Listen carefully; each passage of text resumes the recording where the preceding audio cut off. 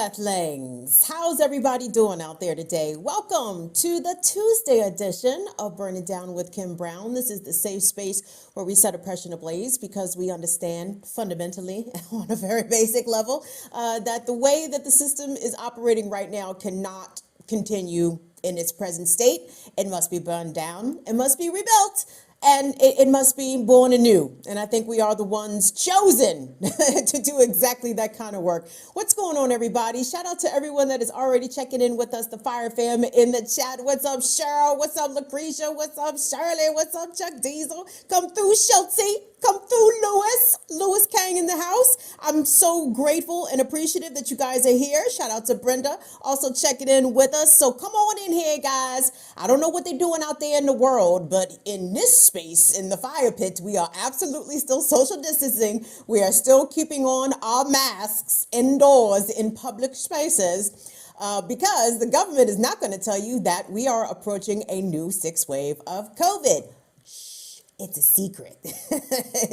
Nobody's supposed to know.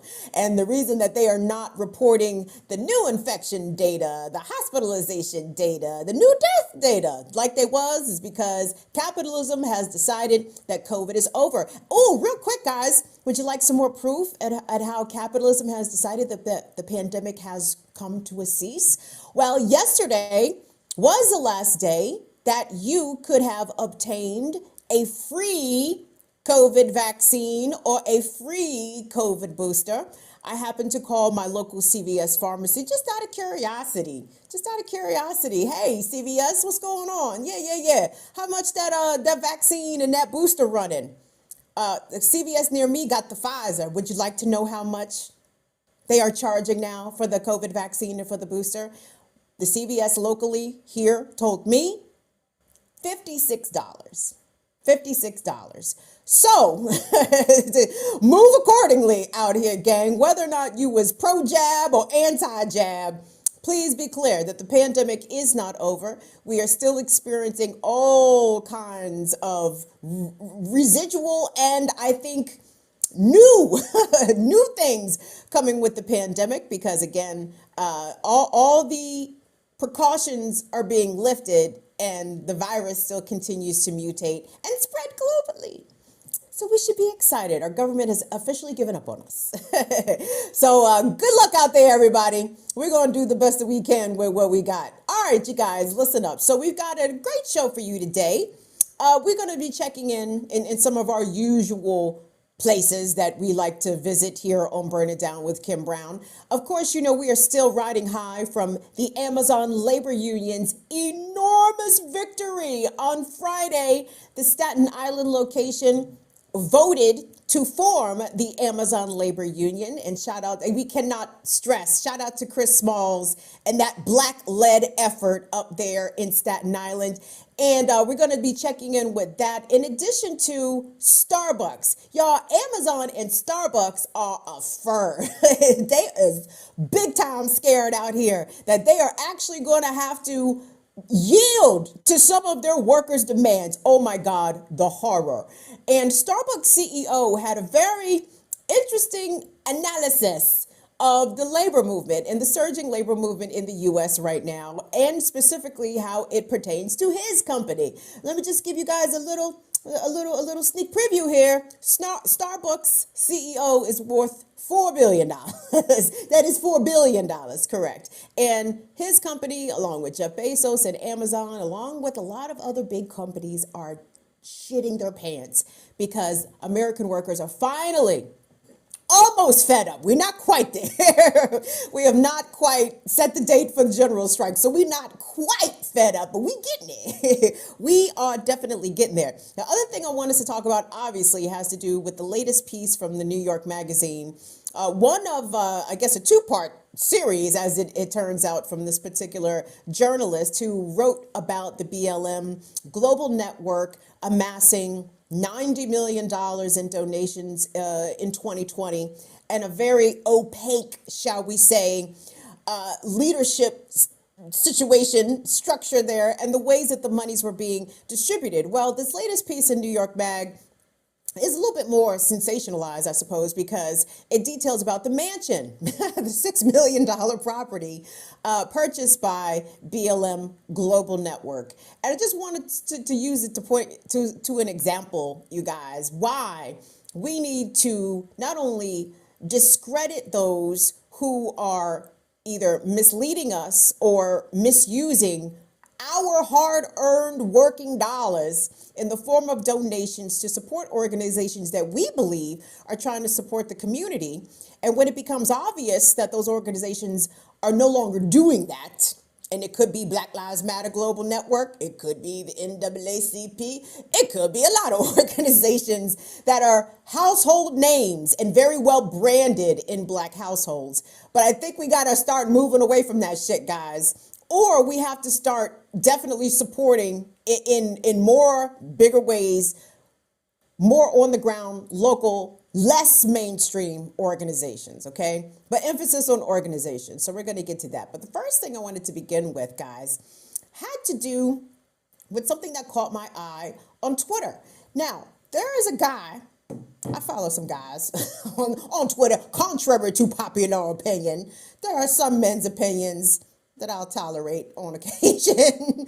But this guy, let me pull him up because his name is Alex and his last name is Greek. So please, our Greek family, don't cancel me if I mess up this gentleman's name. Is Karakatisanis?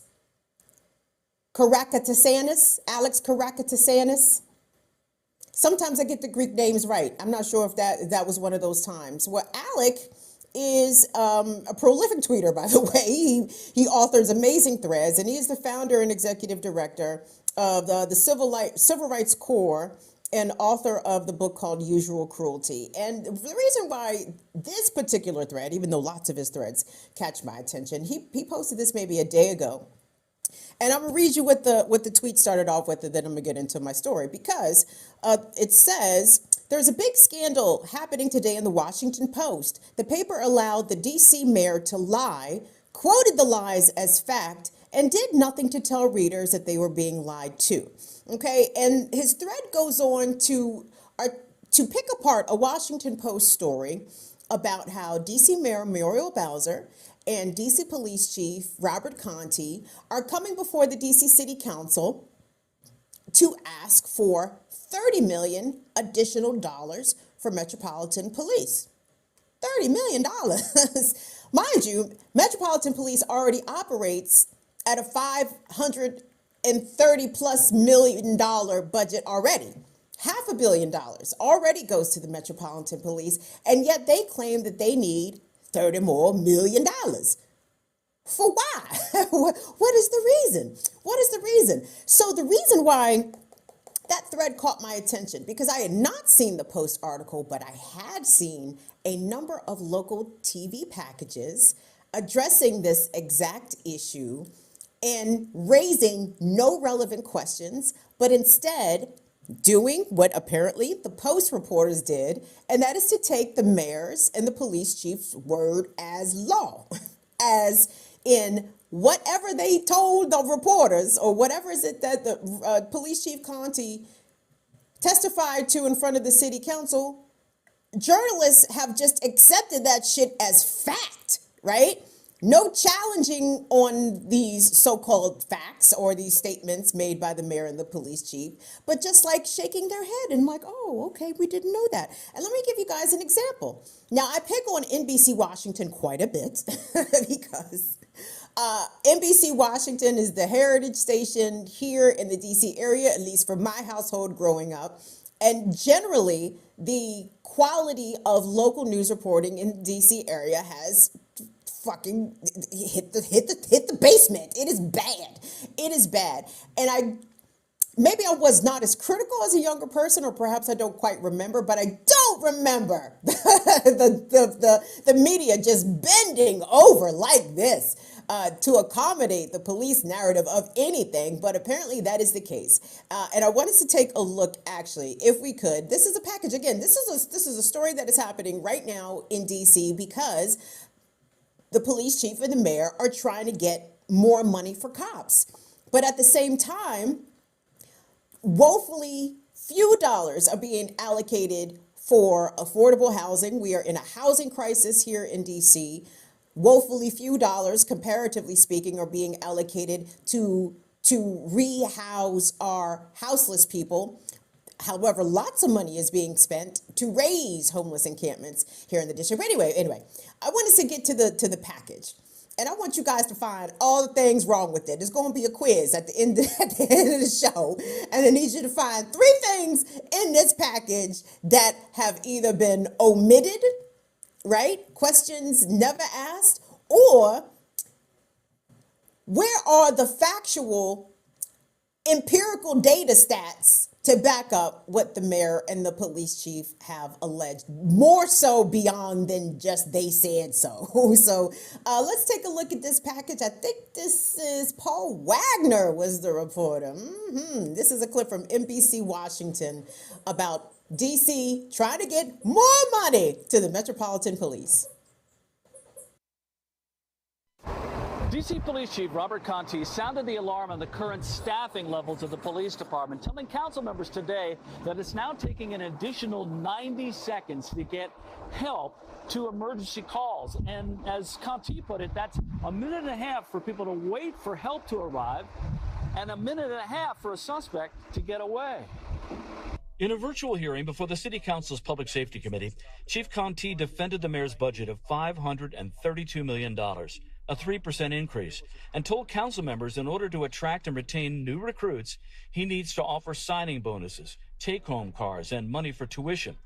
That's a signing bonus of $20,000. When the rubber meets the road in the District of Columbia, people look to and expect the Metropolitan Police Department to perform. Whether it's for truckers, whether it's for an insert, whatever it is, the onus and the responsibility falls on us to deal with. Which means resources are stretched thin.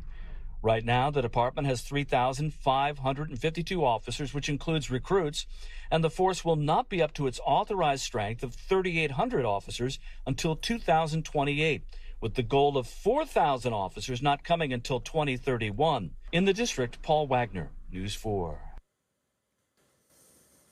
Resources are stretched thin. Paul, where? Can you point and show me where the resources are stretched thin? Now, the mayor and the police chief argue that they are woefully understaffed, and you're seeing that they want to get to 4,000 Metropolitan Police officers in around 15 or so years, which to me, as a person who lives and works in this region, sounds terrifying.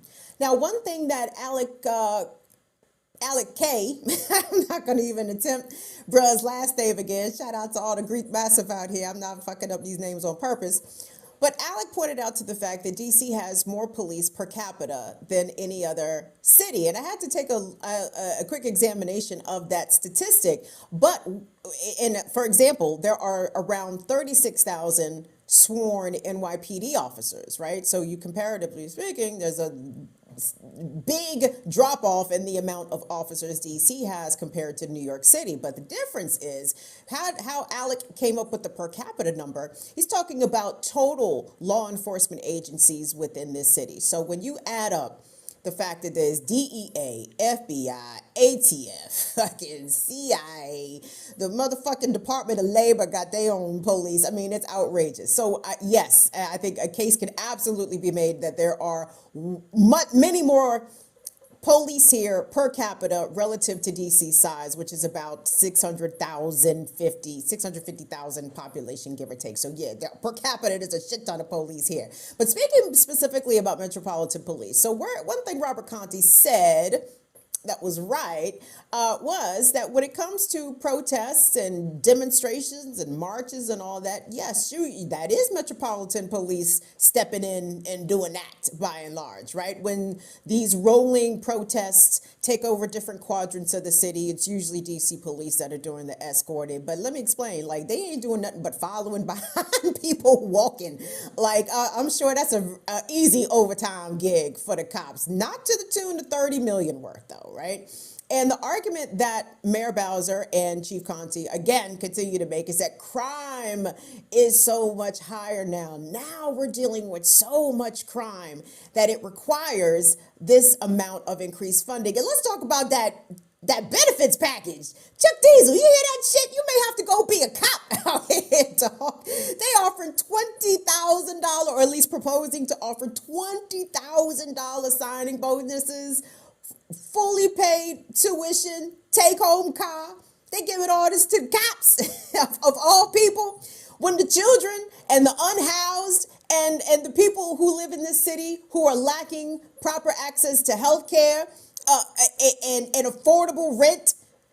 I can't even explain to y'all what the rental costs is. I said it. Fuck it. The rental costs is all in DC. It is preposterous. It is not uncommon for a 1-bedroom apartment to go north of $3,000 in rent, especially depending on what area of the city are you residing. So Washington absolutely has bigger priorities to spend in order to improve public safety than that of the police. And to give you guys an example, why a lot of activists in this city are pissed off that, number one, that the mayor and the police chief have the nerve to even fix their face to be asking for this money when the whole previous damn near past 12 months, the mayor authorized unlimited overtime for Metropolitan Police officers to so-called combat the crime. And I don't think that unlimited overtime has warranted any sort of decrease in quote-unquote violent crime, right? It all depends on who the fuck is deciding what crime is. But I want us to take a look real quick, gang, because in the wake of the murders of George Floyd and Breonna Taylor and the calls to reform police, the city council of the district actually formed a commission, okay? And this commission released a report, and the report is titled Decentering Police to Improve Public Safety, okay? And in this report, first of all, Molly, do me a favor. Can you go on the doc and grab that link and drop that in the chat so the good folks can take a look at that at their convenience? Because it's actually pretty interesting, okay? So this report gathered like medical experts and like people who run, street shit. that's a technical term, by the way. That's a technical term. And they took members of the community and less members of law enforcement to input on this report. And it's so interesting. It's like when you subtract the police perspective of things, there seems to be a whole nother approach out there willing to address the societal issues that factor into what we call crime, right?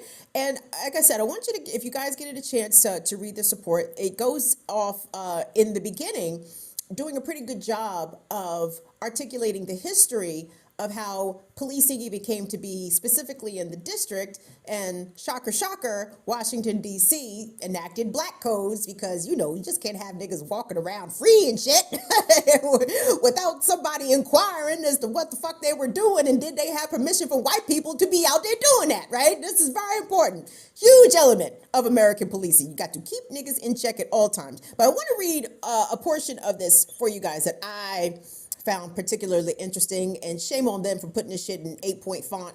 We gonna work through it anyway. So beginning in November of 2020, the commission made repeated requests to Metropolitan Police for approximately 70 key pieces of data and information, including the composition and performance of Metropolitan Police's crime suppression teams and Narcotics and Special Investigative Division, the NSID. They were looking for that data on search warrants executed by MPD officers, and the description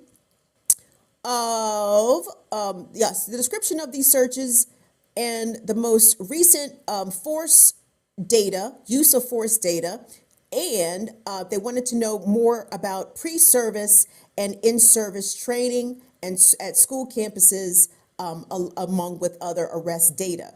Okay, now what the members of this commission found, they said this right here. They said, in a telling aspect of our inquiry, MPD fulfilled only a small fraction of those requests, and many of those inquiries did not respond. until March 7th, 2021, just 3 weeks before the release of our recommendations and report.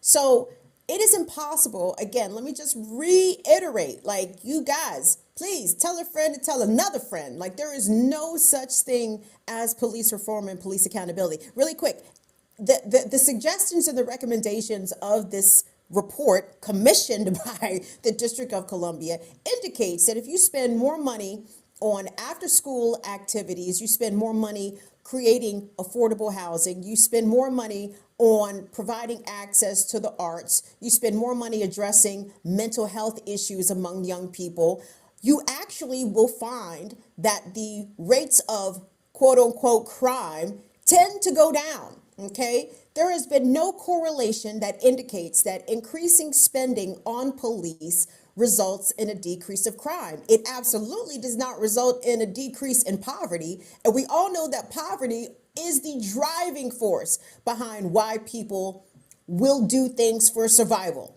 Be that rob, be that participate in a shoplifting ring. By the way, can somebody please tell me where the people who participate in the shoplifting rings be posted up, because they robbed the Lululemon around here and I would like to go get some yoga pants on the low-low. Give me some of that Lulu on the low-low, please and thank you. But that shit is not crime. Those are survival behaviors that people do. Sex work is something that people do in order to survive. Like there's a lot of things here. Selling drugs is something that people do in order to survive. Like if you remove barriers to affordable housing, you take people out of poverty, you create the conditions for folks to provide for themselves and not have to worry about being denied access to food or to healthcare or to the basic human essentials, you'd be surprised what the fuck happens to crime. But the problem is any attempts to reform police usually just result in expanding law enforcement, right? Like anytime there's attempts to rein in police or institute consent decrees or have civilian oversight, what accompanies that are increased requests for police funding. And it's laughable that Mayor Bowser and Robert Conti would even ask for this money. But what's really going to be the funniest, not funniest part of this is that the DC City Council is probably going to approve their ask. And I was even trying to do some more research into this, looking into about a year ago in 2021, Mayor Bowser made a similar request, except this time she only asked for $11 million additional dollars for DC police. And that time, the DC City Council actually decided to split the difference. They gave the cops $6 million, and then they gave $5 million to a violence interrupters program. Do they have that? Do they have that where you are? Violence interrupters, where the city, they do this in Baltimore too, where folks who are trusted in the community, who have credibility on the streets, right? They pay them to go out and disrupt or intervene or try to mediate disputes, conflicts, to hopefully decrease gun violence, right? So last year, the city, the district split the difference of the 11 million, but now the mayor is asking for 3 times as much. And she ain't talking about splitting that shit either. She ain't talking about divvying it up with anybody else. Robert Conti said they want all that money. And you know, if we already weren't being heavily surveilled, as I'm sure we are, I would encourage some of you all to infiltrate the Metropolitan Police. Y'all sneak in there. The ones that got clean piss and clean records. Y'all go in there and pretend to be cops. And we need y'all to get all the intel on the police. Yes, do all the things. Do all the nefarious things. Yeah. Now they're going to be checking y'all social media history. You can't have watched this program and become a Metropolitan Police officer. I am certain. But, gang, that's what pisses me off. Shout out Infinite Content. What up, bro? That's what makes me mad when I watch local news, y'all. I mean, I know y'all may not think of me as a journalist, but fuck it. I paid for my journalism degree, so I'm going to be a journalist out here on paper for certain. But I watch media extremely critically, and local media especially. Let me take the time to dunk on NBC Washington real quick. So NBC Washington is one of only a handful of local NBC stations that are directly owned by NBC, right? NBC don't own all them Jones, but they own this one down here in DC. And what they have done, they have hired what they call a bunch of cub reporters. They've hired a bunch of very youngish reporters. They got rid of my man Tom Sherwood, old ass. They got Pat Collins. Y'all probably even seen Pat Collins on John Oliver. Pat Collins, they send Pat Collins out on murders and snow stories, which is very strange. But the point being is that the reporters that they had designated to cover Annapolis, to cover Maryland, to cover Richmond, Virginia politics, to cover the DC City Council, they don't got them youngins no more. Them oldins, maybe I should not call them youngins, them oldins no more. Like, they don't have those grizzled old reporters anymore who are following the goings-ons of the legislature and the city council very carefully. They have reporters who show up when the mayor and police chief have a press conference, and they write down what the mayor and what the police chief said, and they come back and they do their story and they tell us what the mayor and the police chief said. But they don't ask them no real fucking questions. They don't ask them what justifies this $30 million increase in the DC police budget. They don't ask them, how can you factually prove that police response time has been delayed by 90 seconds. And what the fuck does that even mean, man? What does that even mean? If the police arrive on the scene 90 seconds later than they would otherwise, how does that equal into y'all need $30 million more dollars? I see, that math ain't mathing. The math is not mathing, okay?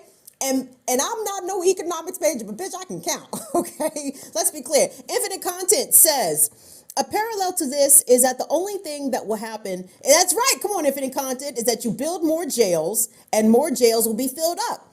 More money to cops is a waste. It's an intentional waste, Infinite Content. When we see more money going towards the cops, right, and all of these local media outlets and national media outlets are reporting breathlessly about how Joe Biden and respective state leaders want to make sure that the police get refunded. They are maintaining and purporting a lie. You want to talk about misinformation, bitch? The police have not been defunded, period, point blank. Okay? Hasn't happened. And when these news outlets become complicit in this, that helps to shape public perceptions of, number one, the extent of so-called crime.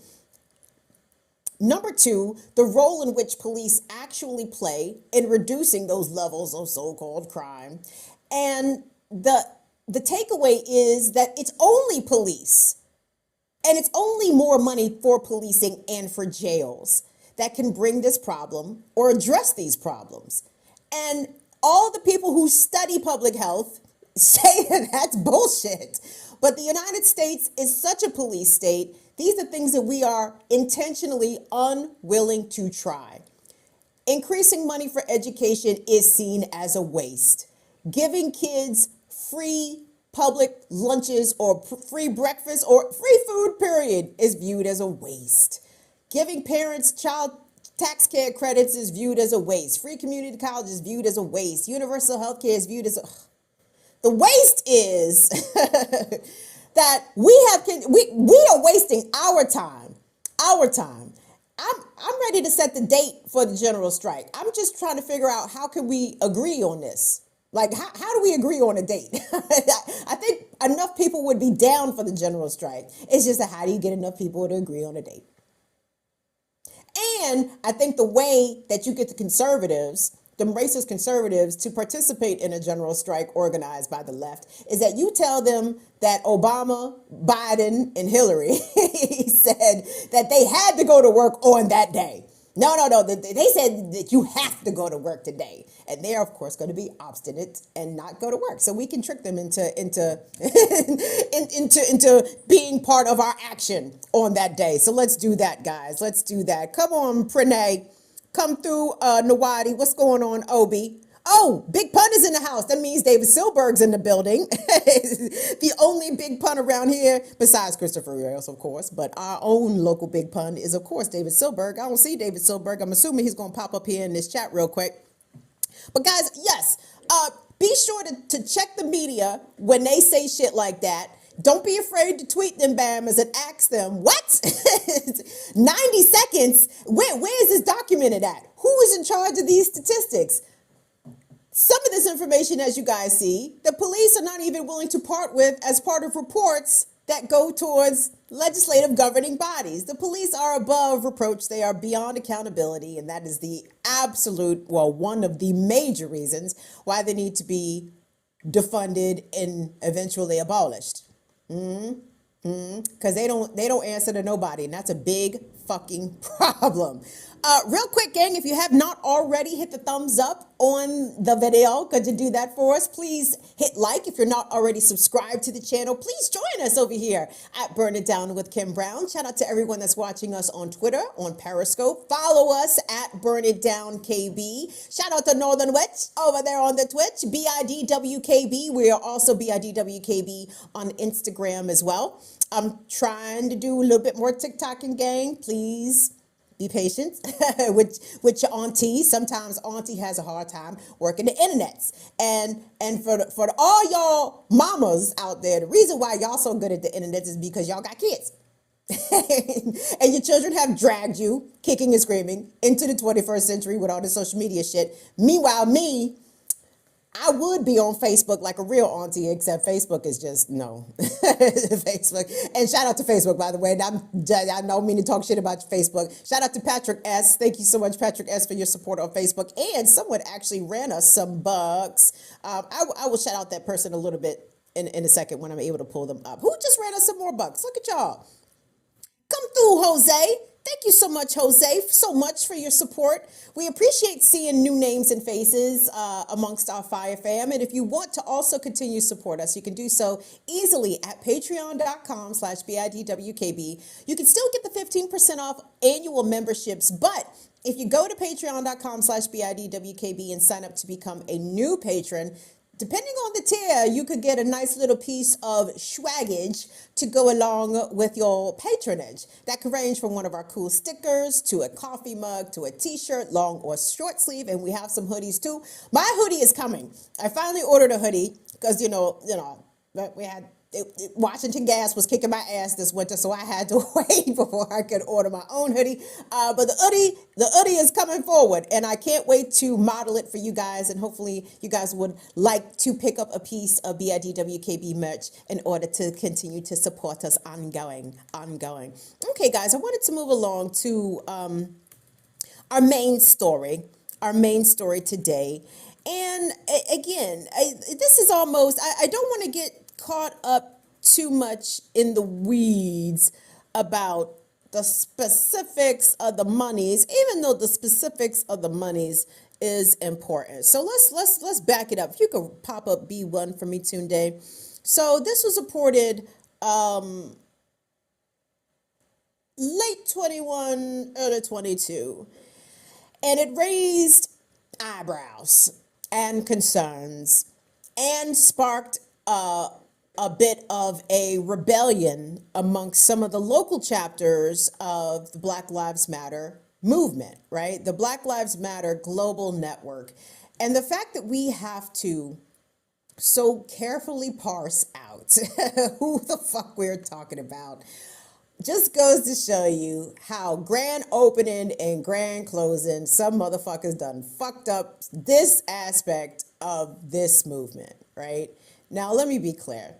We all know Black Lives Matter is a declarative statement, right? But it oftentimes gets transposed with this specific organization. And for people who are even lazier than that and don't even care to make distinctions between the phraseology and the factual name of the entity, you know, especially from those on the right who just generally catch all anything involving niggas as Black Lives Matter. The Crips, oh, Black Lives Matter, right? It's like Crips and Bloods, Black Lives Matter. Like, I mean, to them, it's all the same shit. Like a rabble of niggas might as well be the Crips or the Bloods to them, right?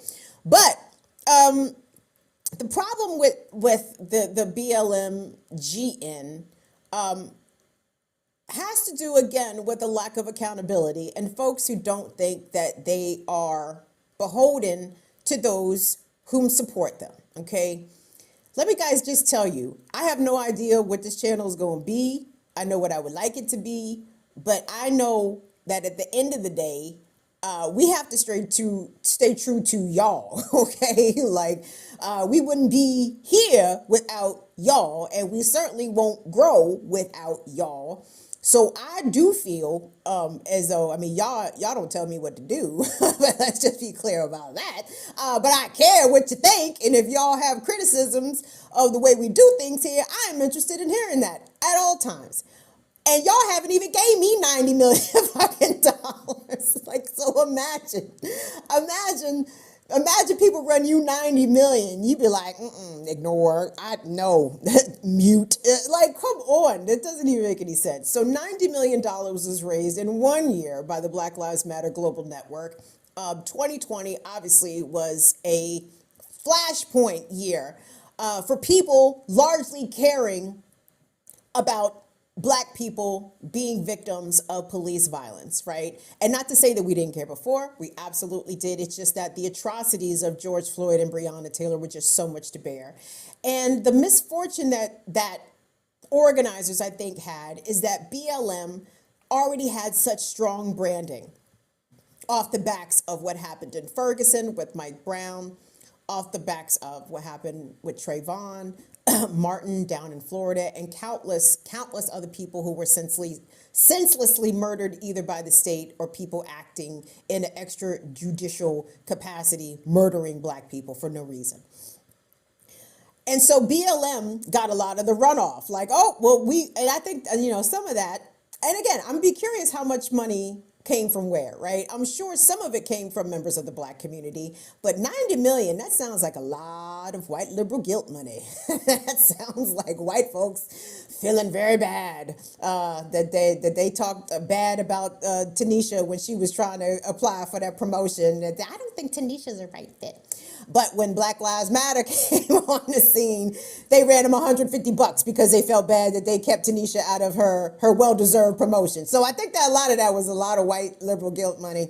Nonetheless, the money came in, and it came in a lot. And what we discovered about the Black Lives Matter leadership of Patrisse Cullors, Alicia Garza, and others is that these Bamas was running this shit like true white folks ran nonprofits, right? Not the nonprofit sector, notorious for being a plantation model, if it will, usually with white saviorhood at the top of the leadership and making lesser paid Black and brown people, gay people, do the very difficult work of the heart wrenching, soul crushing work that sometimes nonprofit work can be, but it's usually white folks at the top. Well, this time it was not white folks at the top, but they was operating exactly like white folks. They was setting up like sub corporations. Like, come on, man. White folks had to show them how to do that, guys. I mean, unfortunately, the ways in which the system is set up, Black folks are not generationally set up knowing how to do that shit. Usually it's some of you got a white friend, you met some white friends, or you networked really good in college. But for first and second generation college Black folks especially, like, we don't have them connections or how to set up trust and different LLCs and all that. So they had to get some white people in the mix, right?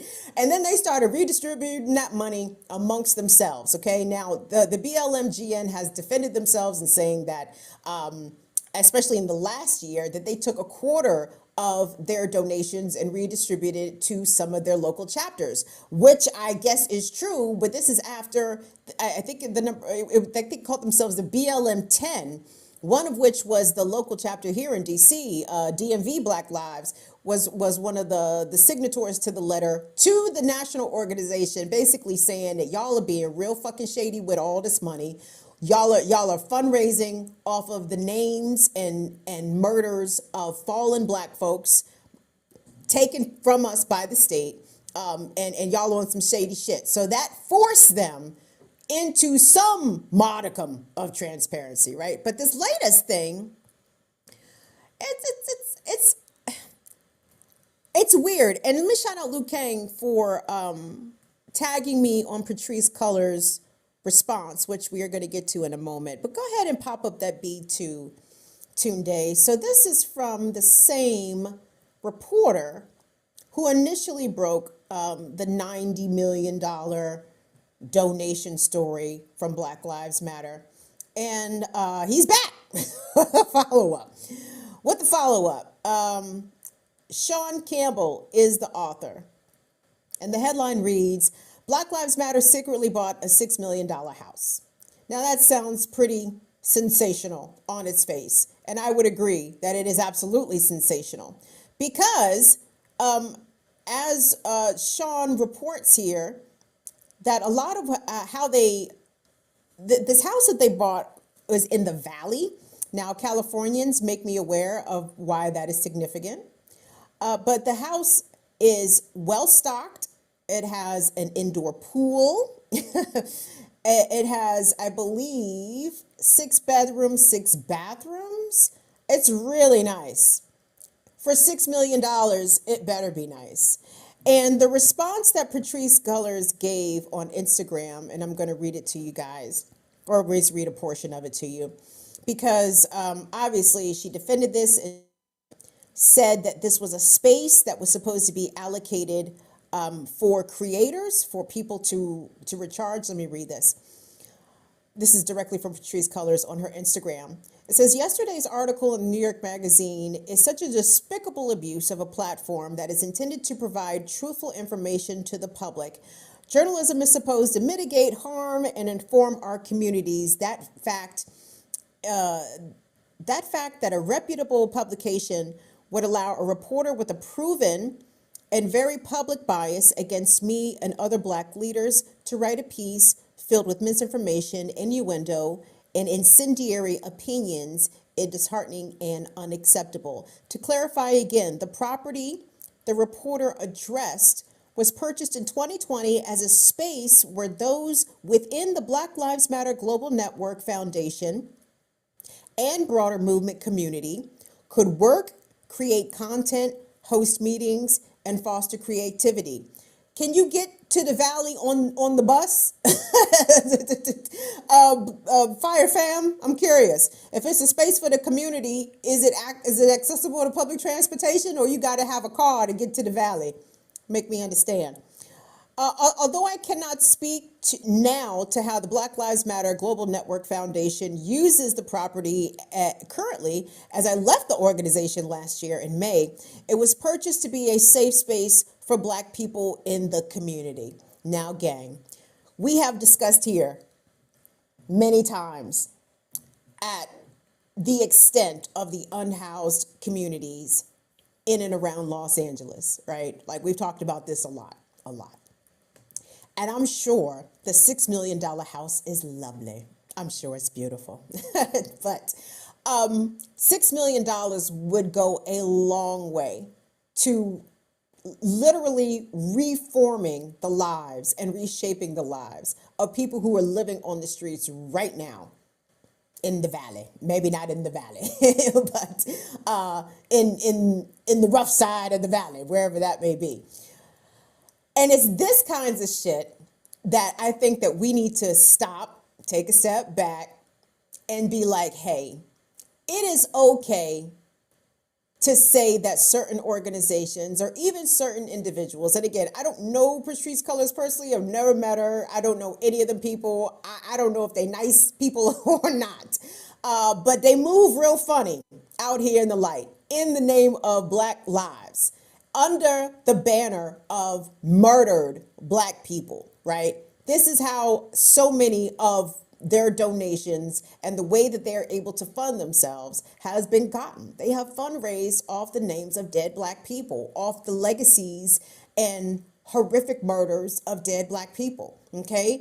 And it seems as though they have done this literally to move themselves up the social ladder, right? Now they got money. Now they can move in those circles. Now, well, before Obama left office, you know, these people were being invited to the White House for sit downs and let's have a talk working group, and we want you to be on this committee, on this working group, and this, that, and the third. Like, it does not seem as though the Black Lives Matter Global Network Foundation, if that's what we want to go there, let's be specific, it doesn't seem as though they have redistributed this money in the ways that I think many of us can see, that the ways that $90 million, or shit, even $6 million can be redistributed to maximize the most benefit for folks out here who were definitely struggling. And my question is, if y'all are so much on the up and up, right? If this is on the up and up, like, where are the receipts? I want to see the receipts for where y'all paid people's rent for a year. Like, I want to see people's student loan debts be wiped away. I want to see families' childcare bills go away for a year, 3 years. Like, pay, like help people materially. Creating a safe space, a $6 million safe space. Baby, you could have rented a really nice apartment in downtown LA, and I assure you, you would not have spent anywhere close to $6 million. And guys, in this piece by the New York Magazine, the author spoke to Tori Russell from Ferguson, and you could almost hear the disappointment and perhaps even a touch of despondency, even in the quotes that Tori Russell gave, because he just lamented at how even a fraction of $6 million, not even less than $1 million, could purchase an entire space, a community space in Ferguson, could staff it with people there earning actual living wage salaries to be benefiting the community. And the ways in which we don't live in scarcity. Capitalism makes us think that it's not a lot of resources out here. There's a shit ton of resources out here. They just not being allocated to us, right? But when people who are used to not having much, people who are used to living and doing without, when we see large amounts of money being wasted, it's almost criminal, because we're like, God damn, you know how much I could have done? You know what I could have done with $10,000? And you see people blowing tens of millions of dollars. It's repugnant. It's repugnant. And the ways, and this is not, to me, just isolated to the Black Lives Matter Global Network. I even think some of our heritage organizations can be put under this same scrutiny, right?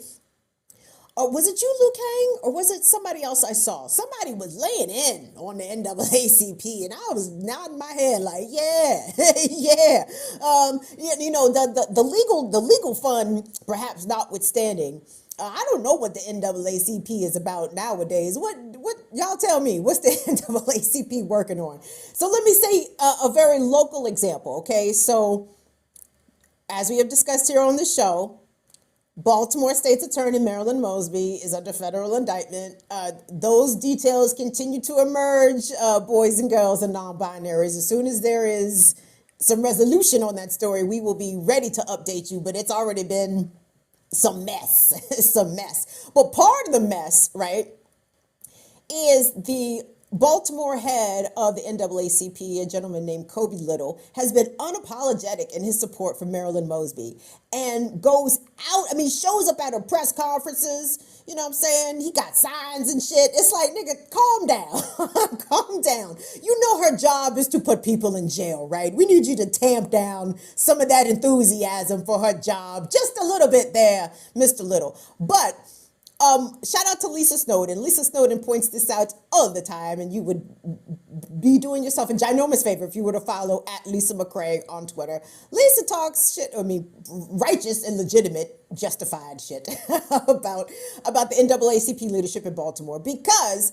this man will get up there and stand with Marilyn Mosby as her job is to put people in jail, as she is about to try Keith Davis Jr. for a 6th time, right? But ain't never stood with Kelly Davis, right, whose husband is being repeatedly persecuted by this same system upheld by Marilyn Mosby. I would think that the NAACP would be against fundamentally this system, you know what I'm saying? So for them to cheerlead one of the main drivers of Black people into this system seems a bit strange, And this is, again, why we need to rethink, what about these organizations do we support? Is the NAACP still out here riding very heavily on Thurgood Marshall's laurels. You know what I mean? Like, I feel like the NAACP is still riding very strongly on Thurgood's resume. Thurgood been dead, y'all, a long time.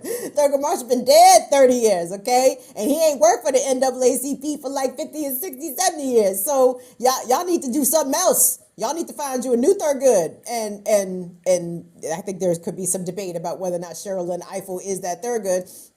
I don't think she's that Thurgood. But, you know, she does some good work. But she's a Democratic Biden shill, so those are her demerits. But not only them, Al Sharpton's National Action Network, and there goes my mom. She just turned me off because I just said something that's all crazy about Al Sharpton. My mother has unsubscribed from the channel. I mean, the legitimate questions, guys. Anybody who is tapped by the mainstream, either be it mainstream politics or mainstream media, as a credible, authoritative voice on the direction that Black people need to go, are motherfuckers that I need y'all to be instantly suspicious of and skeptical about immediately. Because I assure you, anybody that is actually for Black liberation is not getting a show on MSNBC. Anybody that is actually in support of policies or even a reframing, reshaping, reimagining of the system that could be more beneficial to all people, including Black people, them people are not, they're not getting on TV. They're not getting on regular TV. With the shit, they barely getting on YouTube. YouTube is out here trying to take us down, shorty. Shout out. What's going on, Kamari? Thank you so much, Kamari. We appreciate your super chat supports. Thank you, thank you, thank you. And thank you to everybody. I love the fact that we have a wonderful ecosystem here between Burn It Down and BPM and Look My Nation and Last Dope Intellectual. And I know we got some revolutionary blackout people sprinkled in here. Tiny bit. Shout out to Sabby Sabs and Josana and all the good folks over there. So I love to see the same names in different spaces. That really makes me happy. Thank you all so much. Who is an FBI agent? But love to Ma. Oh. David Silberg. My mother does not want to have that conversation, David Silberg. Okay, so if you watch BPM, I'm just going to update you guys real quick. You got to see again. You got to watch all the shit because we want you to be in on all the underlying shit. So the bruvs over on BPM will routinely drag Al Sharpton for being, what was it, David? Confidential informant number 7, trying to get Panther members on tape in order to further either indict Assata Shakur or to find out her whereabouts so she could be extradited back to the U.S. Sharpton allegedly wore a wire and was down with the feds. And when I told my mama that, my mother's, she's about to actually cancel her whole Patreon right now. When I told my mom that, my mom's response was, well, people make mistakes. I'm sorry. I said, Mama, okay, let's call it a mistake. Let's call his stitching a mistake.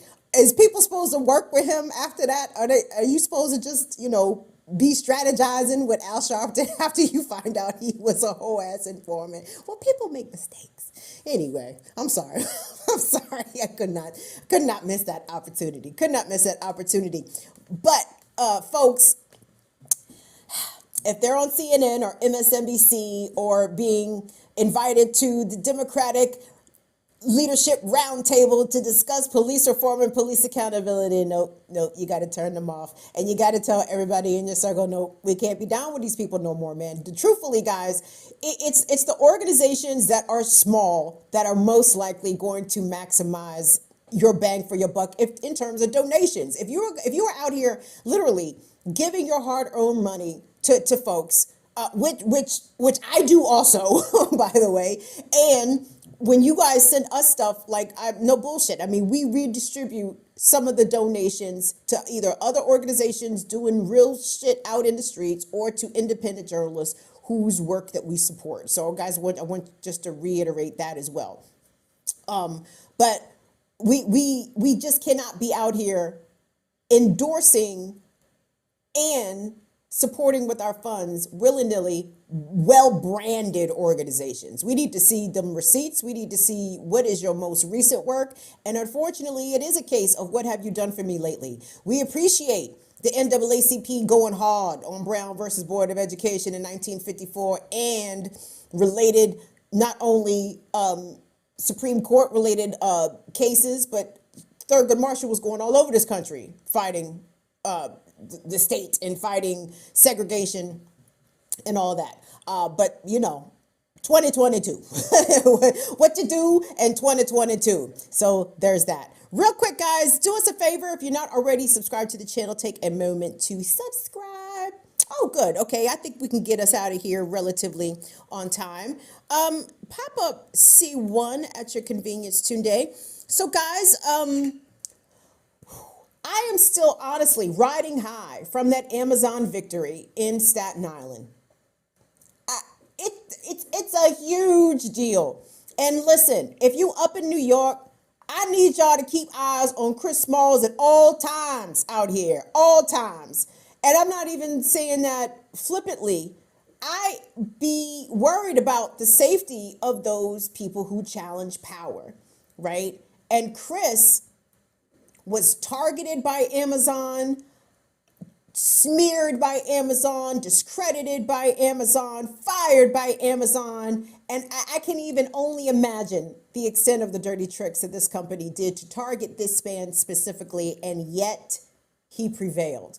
He and the other workers there prevailed. Now, this is what Chris tweeted today, actually. And Chris said, since we won, Amazon Labor Union has been contacted by workers in over 50 buildings nationwide, not including the several buildings overseas and counting.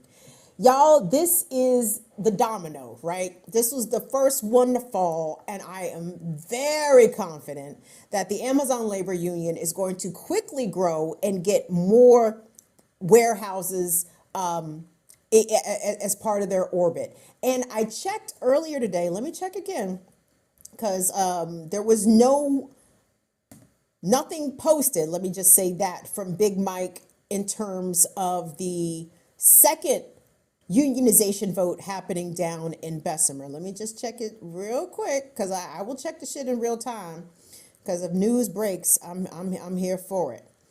And he does not have anything up specifically about the vote, at least nothing as of 4 days ago. 4 days ago, Big Mike congratulated Chris Smalls and the ALU in Staten Island and said that they were still counting challenge votes in Bessemer. So fingers crossed, guys. I mean, these folks have been working really hard to get the Bessemer location organized and unionized, and the company Amazon tried really hard. Don't believe me, believe the National Labor Relations Board, okay? They said it, that the Amazon engaged in illegal practices, all kinds of union busting, dirty tricks, shit that they're clearly not supposed to do. But they continue to do it because there's no consequence for it, right?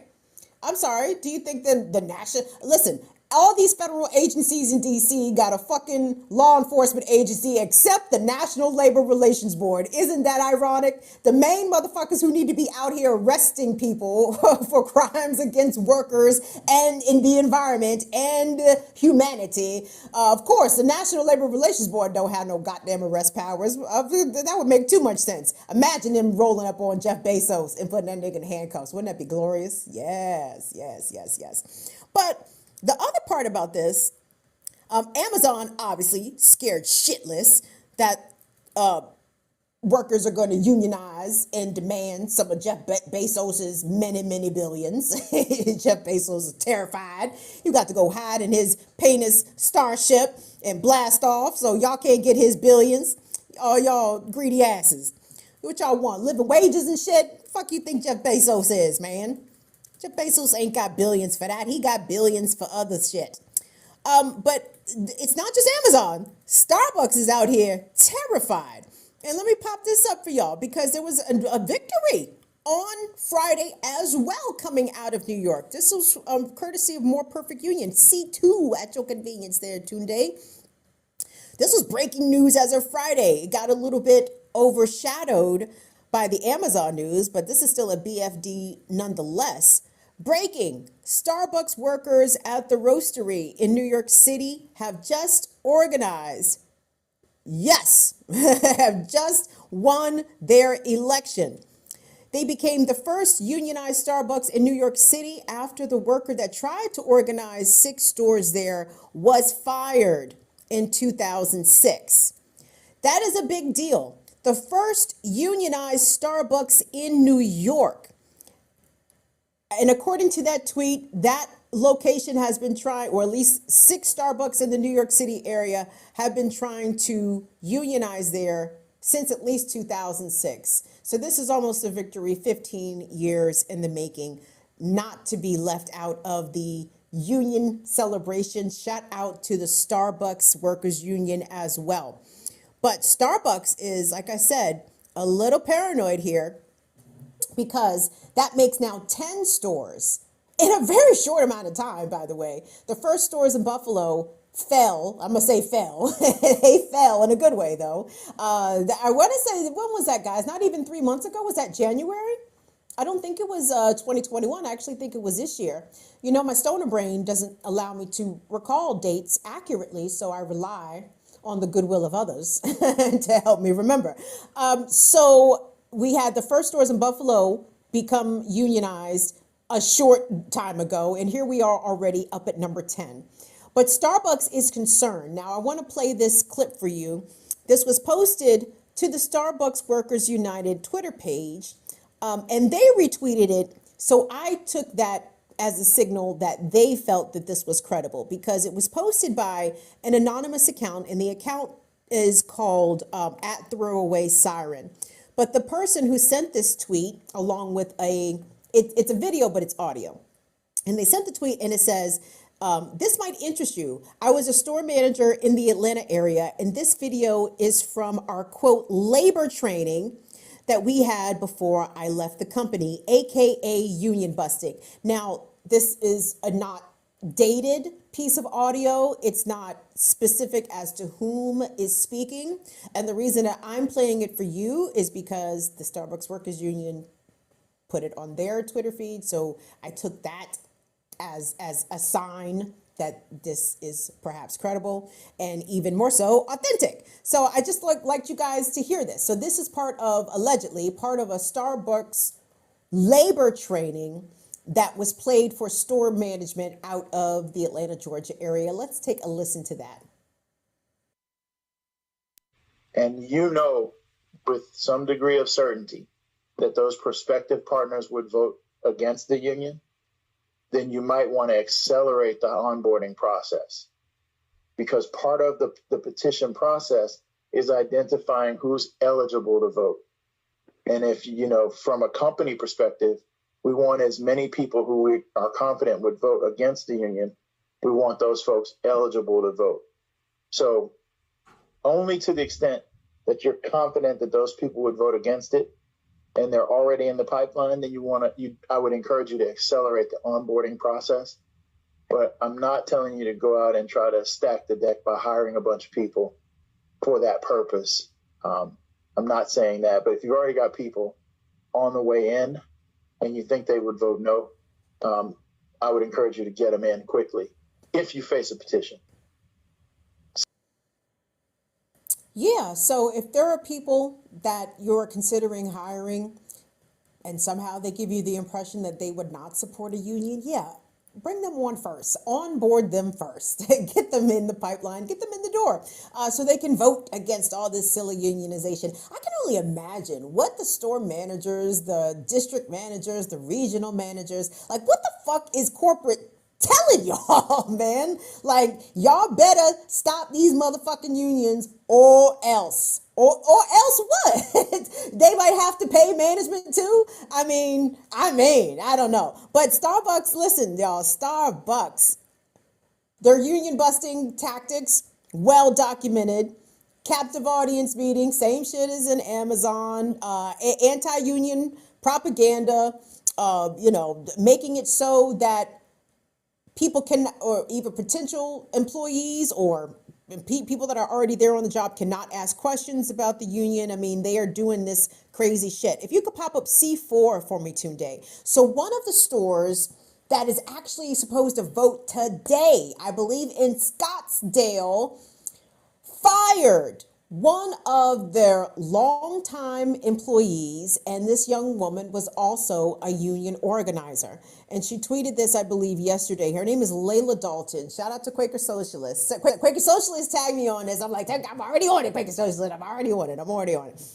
Now, a little bit of background about Layla Dalton, okay? She is a student at Arizona State University. She has worked as a Starbucks partner for 3 years, and she has been instrumental in trying to organize that store in Scottsdale. Also, what you need to know about Layla Dalton is that she was targeted for retaliation by Starbucks already. She worked there for 3 years, right? And when she started her organizing efforts of her store, all of a sudden, store management came up with 6 months worth of shit that Layla had supposedly been fucking up on, right? And they said shit for 6 months.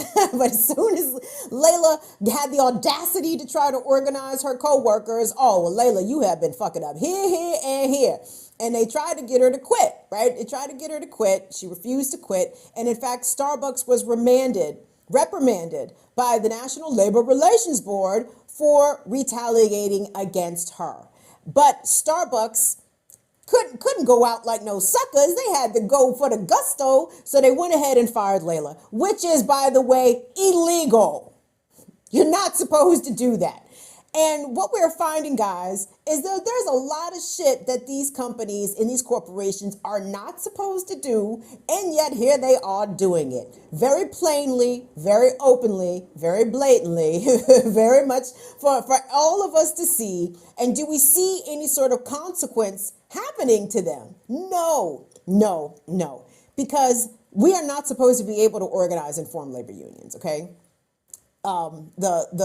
The plutocracy does not approve of the proletariat getting together and be like, hey, we deserve better conditions. No.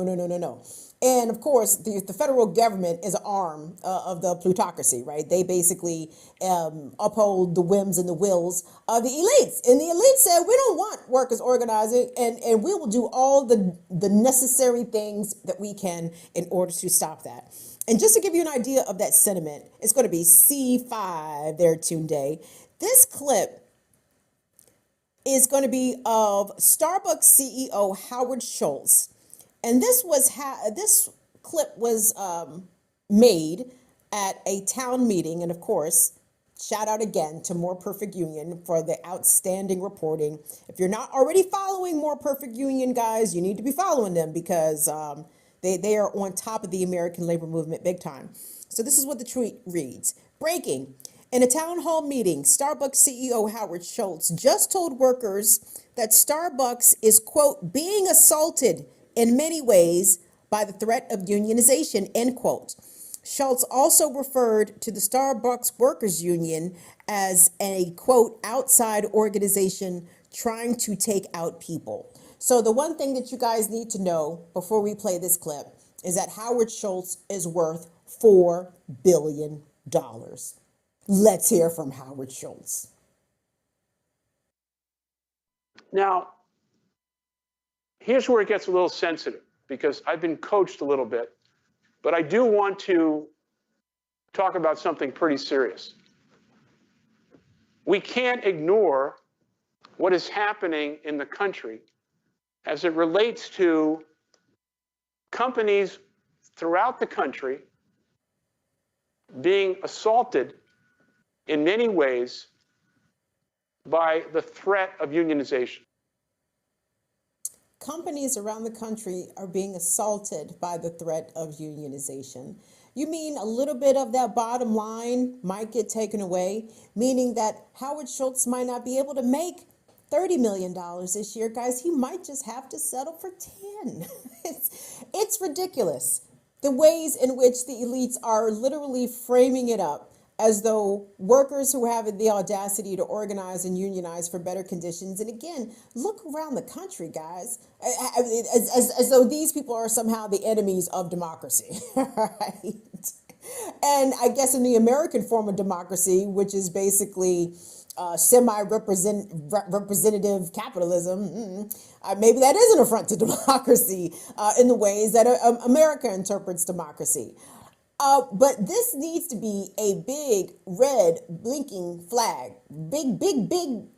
Do flags blink? It's got to be a red flag and a blinking beacon of warning. That the CEOs and the elites are not about to capitulate anytime soon to the workers. And of course, that's not a surprise to any of us. But the willingness in which they are willing to engage in illegal tactics blatantly, obviously, is because that they know that no matter what, they have more politicians in their pocket than politicians have people supporting them going to the polls to actually put them in office, right? The checkbook of Howard Schultz and Jeff Bezos weighs way more sway on Capitol Hill than you and I turning up to vote, right? And they're counting on that. They're counting on states like Alabama or even places like New York, trying to make it more challenging, places like Arizona, trying to make it more challenging for, number one, for workers to claim retaliation and to be, I guess, properly compensated for being retaliated against for their very legal unionizing work, right? But when Howard Schultz, who has $4 billion, claims that he's being assaulted, I laugh at it, but I find it frightening at the same time, because that is the speech of war. That is the speech of attack. That is the speech of aggression. That means that this man is ready for a fight. And if 19-year-old workers like Layla Dalton, who are trying to organize a better future for herself, right, and for her peers and for her generation, if they can be forced out and fired for literally being loyal partners. Did I mention that the young lady worked at Starbucks for 3 years, right? She wasn't no new employee. She was somebody who was dedicated clearly to Starbucks, and they forced her out for simply wanting better working conditions. I think the laugh is actually going to end up on them. Because what the pandemic showed us is that, these places don't have their robot workers up just yet, right? They got some robot workers in some spots, but not enough to offset what the missing of an actual human worker brings, the productivity that a human worker is still capable of doing. The robots ain't there yet, right? So they still need people. And if they keep pissing off Gen Z like this, shout out to Gen Z. I have so much respect for the youngest among us, because they have peeped the game early, right? It took me, I was mid-20s, early 30s before I had fully peeped the game. I was like, oh, this is never going to work in my favor. Never, ever going to work in my favor. I could work from 8 a.m. to 8 p.m. and I'm still going to get the same result, because the intended hierarchy is one that I'm at the bottom of.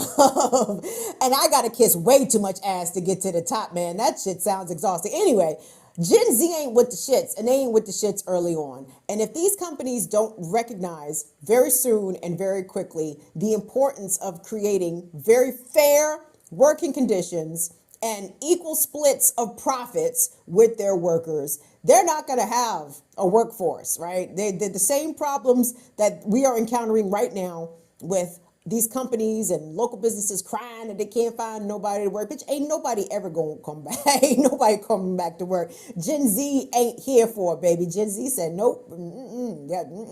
I didn't see my mom, dad, and grandma struggle and grind and lose too much time and too much family time and quality time and health trying to appease a boss or trying to appease a company. And at the end of the day, is that what I'm here to do?